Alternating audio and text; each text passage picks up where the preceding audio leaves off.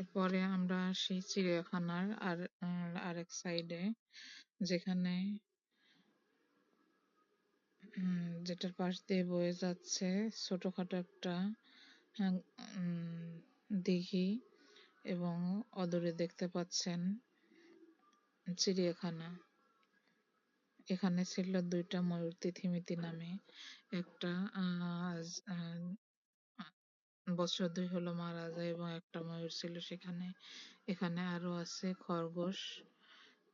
খরগোশ, 2 জোড়া খরগোশের থেকে এখনো বাচ্চা হয়ে অনেকগুলো হয়েছে। এর পাশেই ছিল আরেকটা শান বাঁধানো পুকুর ঘাট। দেখতেই পাচ্ছেন এখন দিঘিটা ময়লায় পরিপূর্ণ, ব্যবহারের অযোগ্য পানি। এবং আশেপাশে চারপাশে ছিল উঁচু করে দেওয়াল দেওয়া। এখানে আরো ছিল গিনিপিগের বাচ্চা, বিভিন্ন রঙের। দেখতেই পাচ্ছেন খেলাধুলা করছে এবং রোদ পোহাচ্ছে।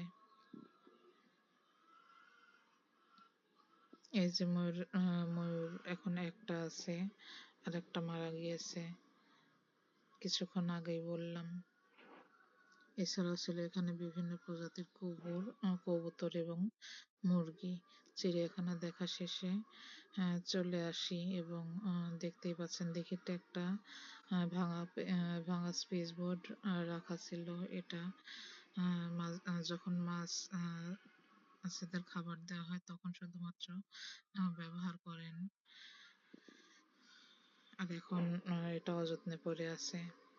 তার পাশে ছিল বিস্তৃত বাগান। এখানে বিভিন্ন ধরনের ফুল গাছ লাগানো ছিল। এখন আরো নতুন কিছু ফুল গাছের চারা এবং বিচন রোপণ করা হচ্ছে। আমরা চিড়িয়াখানা দেখা শেষে চলে আসি। দেখতেই পাচ্ছেন দূর থেকে হরিণগুলো দেখা যাচ্ছে।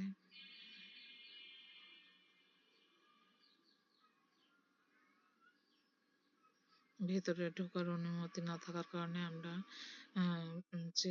হরিণগুলোর কাছে গিয়ে দেখাতে পারলাম না, জন্য দুঃখিত। এরপর আমরা চলে আসি। দেখতেই পাচ্ছেন আশেপাশে নতুন নতুন ফুল গাছের চারা রোপণ করা হয়েছে এবং তাতে পানি দিয়ে রাখা হয়েছে। আগামী মার্চ এপ্রিল মাসের দিকেই এগুলো আরো সবুজ হয়ে যাবে এবং ফুলে ফুলে ভরে উঠবে বাগান।